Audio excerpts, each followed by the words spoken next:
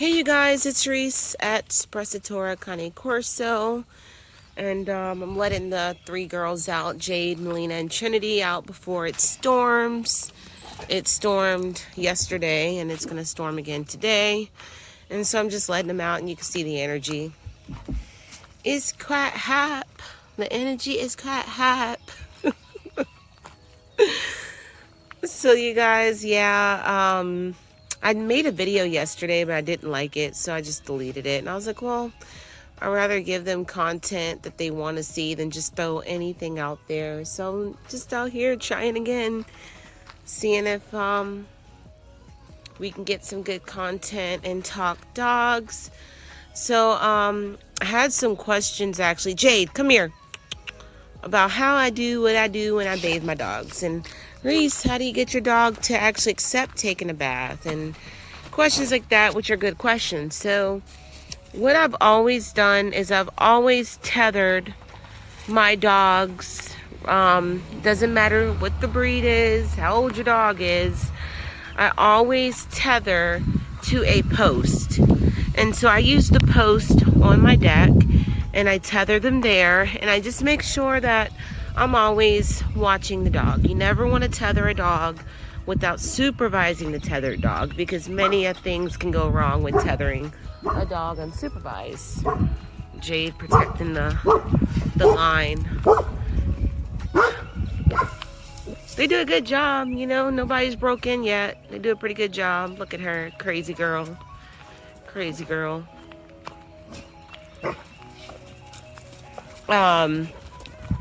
So anyway, I tether the dog, and you know, they may not like it. They'll run around a little bit, they'll act a little crazy and to express they're not liking it, but eventually they learn they're not going anywhere and they have to accept the bath. So if you tether your animal and you give them about 4 foot of lead on the tether, and you wash them, and it's regular, you know, you just don't want to wash your dog once a year and expect your dog to get any type of manner. We call it table manners in grooming. It has to be a repetitive thing that you do often. So we bathe our dogs whenever they're dirty. So that can be once a month.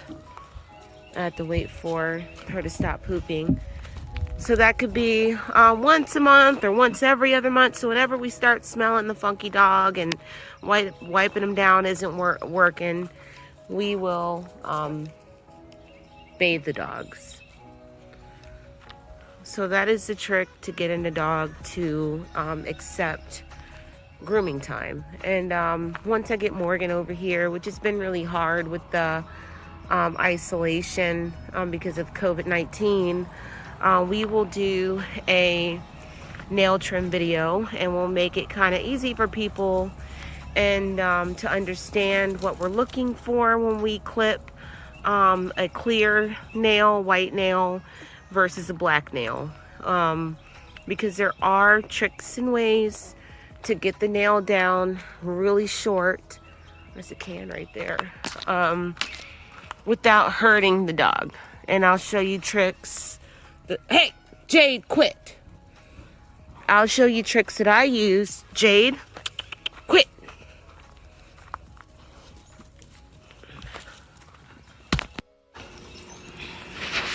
I'm back. I had to get something out of Jade's mouth and get Katana outside.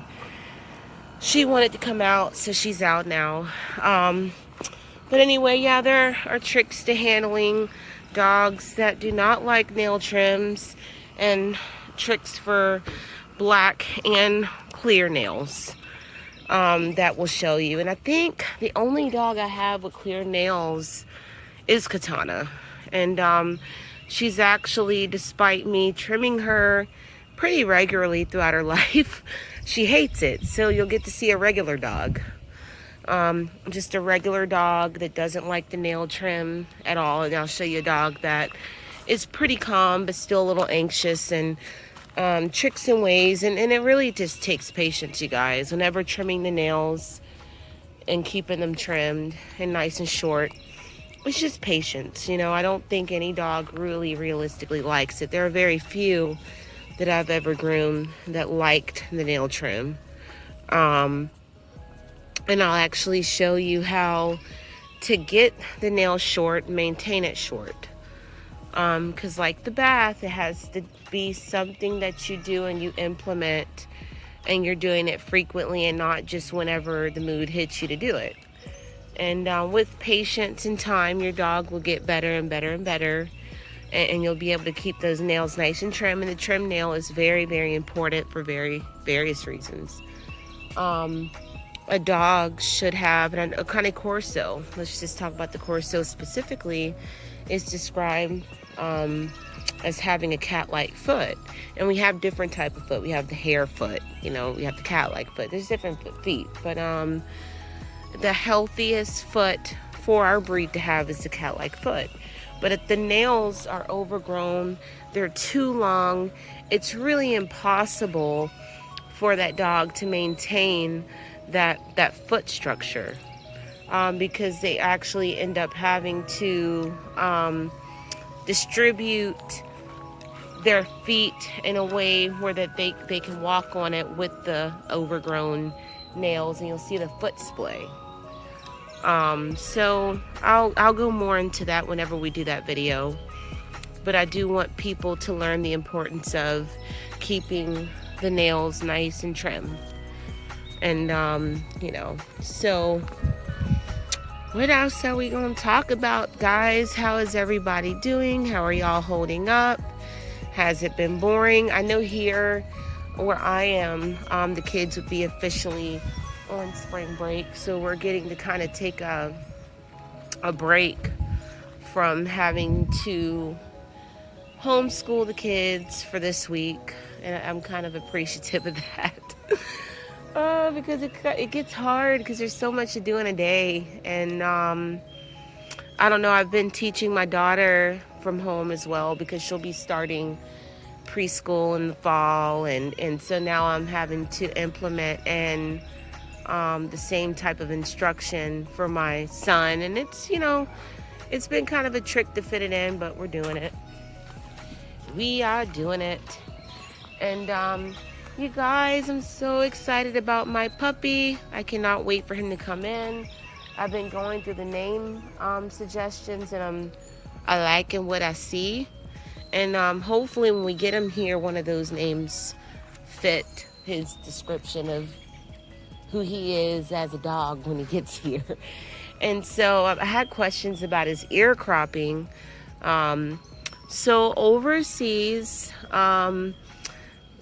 it is very normal for them to crop and dock when the puppies are a little older. So my guy, I think, will be going for ear cropping, and I don't think he's tail docked. His tail is docked. It may be, it may not. I gotta look at the pictures again.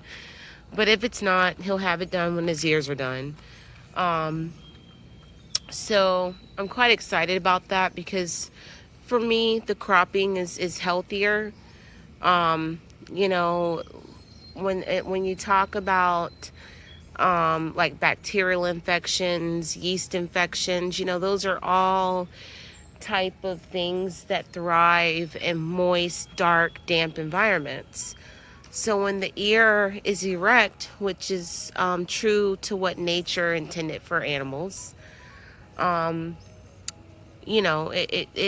there's air that the ear is exposed to, and it's not as dry and damp, and it's definitely not as dark. So, and for Cane Corso, the erect ear was always intended for standard. And not only is it healthier for the dog, but for the Cane Corso specifically, it changes the expression of the dog. The Cane Corso is supposed to be a very imposing breed. So the looks alone would be enough to deter an intruder on your trespassing on your property. Our dogs should not usually have to bite an intruder. The look alone should be enough. The bark, the size, and the intimidating look should be enough, imposing look, for a person to say, okay, no, I guess I'll go the other way, or I'm not gonna trespass on this person's property. And so far it's been pretty true. You know, we've been here with these Cane Corso here on my property for 7 years, almost 8 years. And we've never had anybody attempt or try that.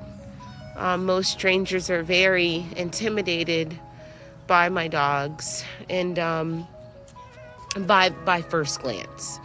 By first glance. And people are actually pleasantly surprised at that how controlled my dogs are. I had a visitor over. She was thinking about getting a puppy from Melina's litter. And she met my dog. She goes, "Oh, wow, you know, your Cane Corso are way different than I thought they were going to be." And I'm like, "Wow, how do you think they're going to be?" And she's like, "Oh, I thought they were going to, like, size me up and kind of not like me and blah, blah, blah, blah, blah."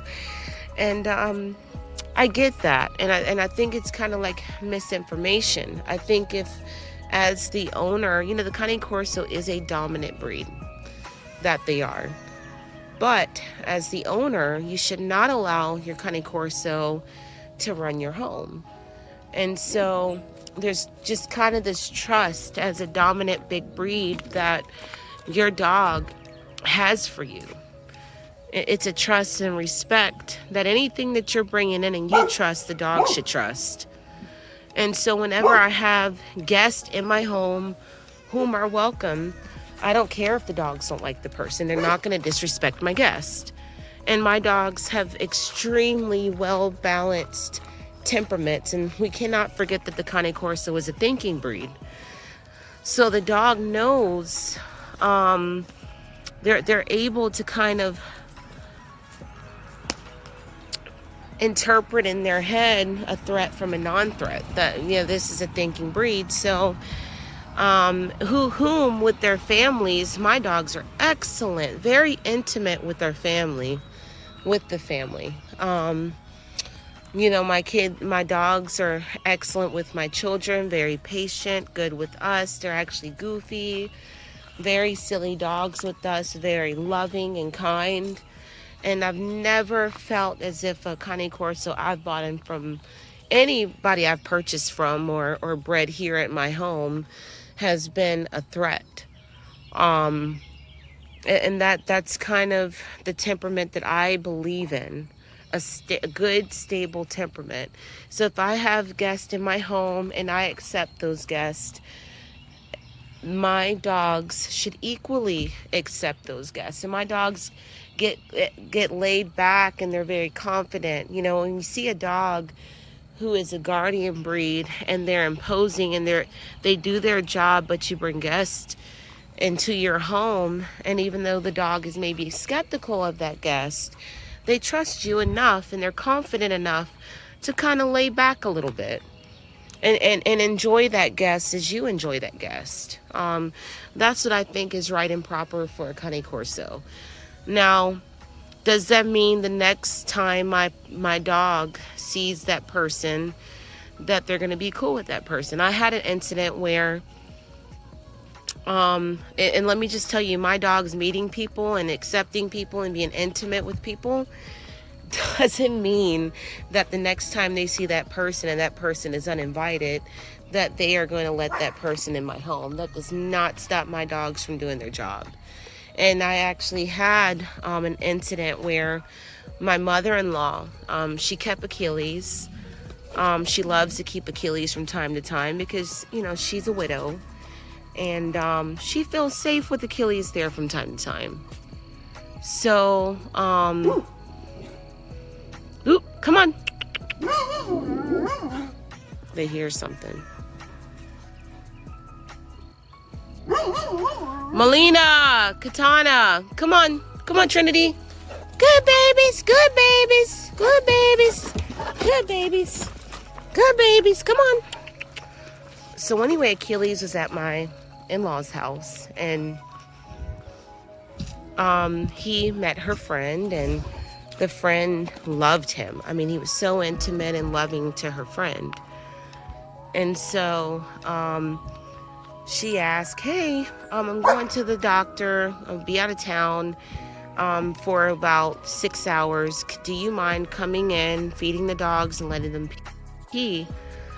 She's like, oh yeah, sure, now that I know Achilles and he loves me and that my dog was in this woman's lap and yeah, everything. I mean, really showing that, he really liked this woman. Well, the next day my mother-in-law is gone and her friend comes to let the dogs out. And Achilles is like, woman, no, you stop there, you don't come any further. And he didn't charge her. There's no need for him to charge her. He knew who she was, and he knew that she was not a threat. But he also knew that he had a job to do and that she was not welcomed by my mother-in-law, who was his, the person that he's supposed to be protecting and doing a job for. And so he didn't let her in. And that's a prime example. And she just left. It was imposing enough. He said he was very imposing. He was growling. He was letting her know he's barking at her. And he was sitting there. He was sitting about 6 feet from her. He just sat. And he's like, I just can't let you in. You can't come any further. And that was stable. That's what a Cane Corso should do. Had she pressed him and came in all the way in and became a threat, then I'm sure he would have taken care of it. But he's a thinking dog. He knew exactly who she was, and he let her know, you don't come any further. And that is a dog that met somebody that knew this person who was in this person's lap. Being very intimate with her, who the next day, she's not welcome in by my mother-in-law. He let her know. And she called and she goes, oh my God, he's so mean. Like, I can't believe he knows me, but he wouldn't let me in the house. But your Corso meeting people, if it's bred properly, should not waver his guardian abilities. So anyway, you guys, I just kind of thought I'd talk about that a little bit. And I will be doing a video soon. And any more pictures I get of the new guy, I will send you. I think I'm going to be getting pictures maybe after he's cropped. And I'll send along those pictures. I'm so excited about him. He's so beautiful. He's so well balanced. I mean, just a top-notch dog. But anyway, you guys, I hope you have a wonderful day. And I'll see you later. Bye-bye.